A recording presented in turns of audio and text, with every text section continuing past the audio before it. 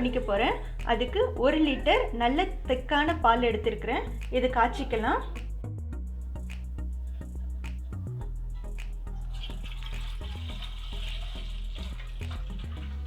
பால் நல்லா காஞ்சி கொதிக்கட்டும்.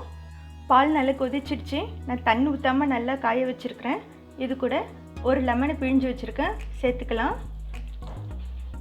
இப்போ அடுப்பு சிம்மில் வச்சுட்டு ஒரு 3 நிமிஷம் கொதிக்கட்டும். பால் திரிஞ்சு பன்னீர் நல்லா திரண்டு வரும். பாருங்கள், பன்னீர் வந்துடுச்சு. இது இப்போ நம்ம வடித்து எடுத்துக்கலாம். இப்போ நான் ஒரு வடிகட்டி வச்சு அதுக்கு மேலே ஒரு வெள்ளை துணி வச்சுருக்கிறேன். இப்போ இந்த பால் அதில் வடிகட்டி எடுத்துக்கலாம்.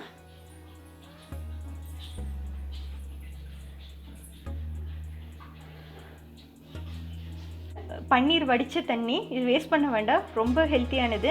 நீங்கள் குருமாவோ இல்லைன்னா சப்பாத்தி மாவு பிசையறதுக்கோ யூஸ் பண்ணிக்கலாம். இப்போ பன்னீர் இருக்குது.